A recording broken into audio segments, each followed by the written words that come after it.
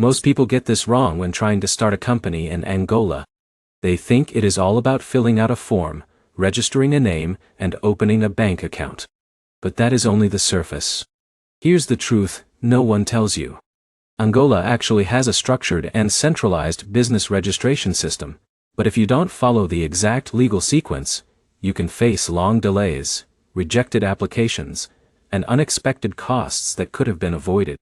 And in this video, I'm going to break everything down step by step in a way that is simple, practical, and beginner-friendly. No legal jargon.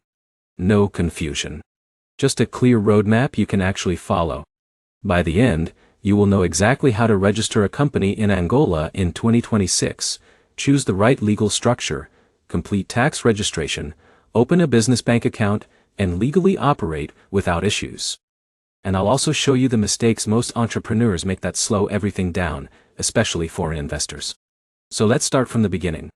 If you want to start a company in Angola, the first thing you need to understand is that business registration is centralized through the Guichê Único da Empresa, often called the one-stop shop for company creation.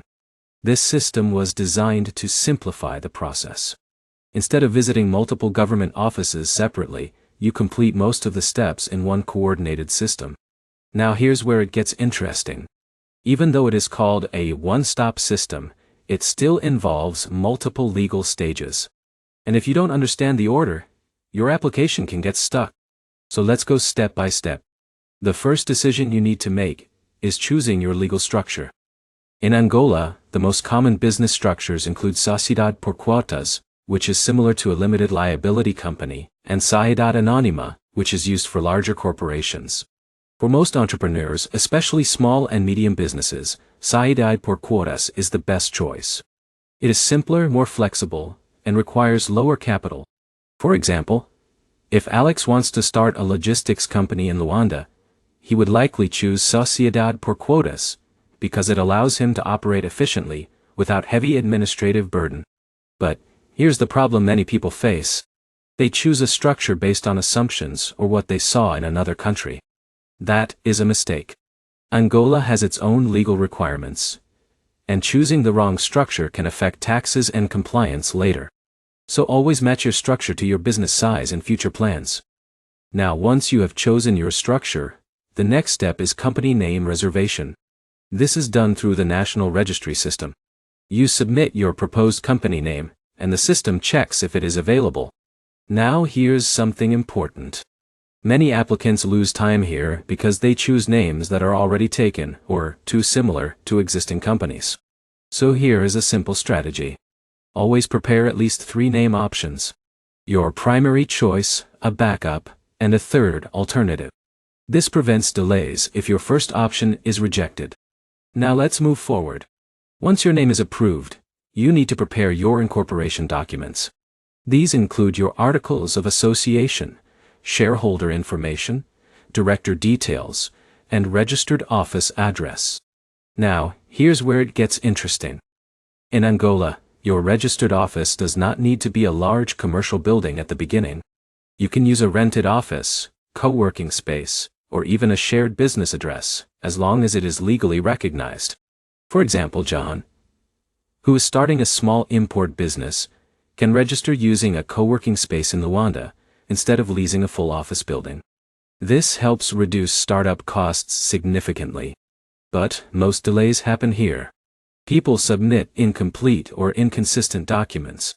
That leads to rejection at the registration stage. So double-check everything before submission. Now, after preparing your documents, the next step is notarization.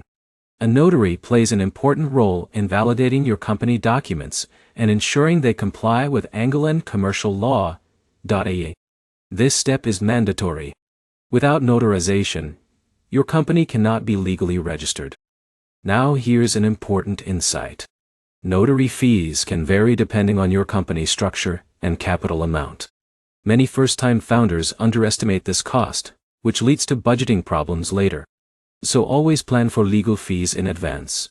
After notarization, your file is submitted through the Guichê Único system for official registration. This is where your company becomes legally recognized in Angola. Now, here's where patience becomes important. Even though the system is centralized, processing times can still vary depending on document accuracy and workload. If everything is correct, the process is relatively smooth. But if there are errors, your file may be sent back for corrections. And this is where many entrepreneurs lose momentum. They think registration is complete once they submit documents. But in reality, registration is only the first phase. After that, you still need tax registration, statistical registration, and in some cases sector-specific licenses depending on your industry. And in a minute, I'll show you exactly how tax registration works in Angola so you can avoid the most common delays. Now, let's continue. Once your company is registered, the next step is obtaining your tax identification number. In Angola, this is issued by the tax authority, known as AGT, which stands for Administração Geral Tributária. Without this tax number, your company cannot legally invoice clients or operate in the formal economy. Now here's the problem many entrepreneurs face. They delay tax registration thinking they can operate informally first. But in Angola, most corporate clients will require tax documentation before doing business with you. So if you are Alex running a consulting firm, or John running a trading business, tax registration should be one of your immediate priorities after incorporation. The process involves submitting your company registration documents, identification details, and business activity description to AGT. Once approved, you receive your tax identification number and become fully recognized for tax purposes. Now let's move to another critical step. Opening a business bank account in Angola. This step sounds simple, but it is often one of the most challenging parts of the process. Banks will require your registration certificate, tax number, notarized documents, and proof of business address. They may also require an initial deposit depending on the bank. Now, here's where it gets interesting. Some banks are more startup-friendly than others, especially for foreign-owned companies or new businesses. If your documents are unclear or your business activity is not well explained, banks may delay approval or request additional verification. So, the best strategy is to prepare a simple business explanation. What your company does, who your clients are, and how money will flow through the business. Clarity builds trust with banks and speeds up approval. Now let's talk about something many guides ignore. Industry-specific licenses. Not all businesses in Angola require extra permits, but certain sectors do. For example, import-export companies, construction firms, financial services, and food-related businesses may require additional approvals. This is important because many entrepreneurs assume registration alone is enough. It is not. So always check your industry requirements before launching operations. Now let's move into taxation and compliance because this is where long-term success is determined. In Angola, companies are subject to corporate tax, VAT depending on turnover, and social contributions if employees are hired. But here's the key insight. Most business failures are not caused by registration issues. They are caused by poor compliance after registration. Missing tax filings or failing to update company records can lead to penalties and operational restrictions. So the smart approach is to set up a simple compliance routine from day one, even if your business is small. Now let's talk about timelines. On average, company registration in Angola, through the Guichet Único system, can take anywhere from a few days to a couple of weeks, depending on document accuracy and workload. Most delays happen due to missing documents, incorrect information, or banking delays.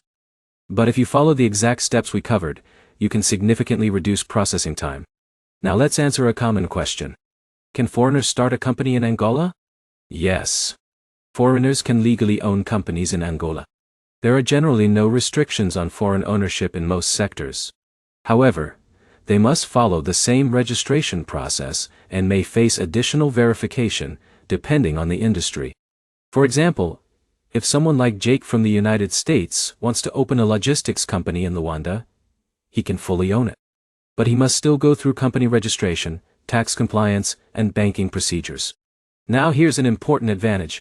Angola is a resource-rich and strategically located market in southern Africa, making it attractive for trade, energy, logistics, and construction businesses. But here is the final mistake you must avoid. Many people treat registration as the finish line. It is not. It is only the foundation. Real success comes from how you structure operations, manage compliance, and build strong local partnerships. So let's quickly summarize everything. First, choose your legal structure carefully. Second, reserve your company name. Third, prepare and notarize your documents. Fourth, register through the Guichet Unico system. Fifth, obtain your tax identification number from Agite. Sixth, open a business bank account. Seventh, check for industry-specific licenses. And finally, maintain ongoing compliance. If you follow this sequence, you avoid most delays and legal problems. Starting a company in Angola is not as complicated as it seems. The system is structured. The key is following the right order and avoiding small mistakes that cause big delays. Now you have the complete roadmap by you. If this guide helped you, make sure to like the video, leave a comment with the country you want next, and subscribe for more step-by-step business guides like this. Because the right knowledge, at the right time, can completely change how fast you build your business.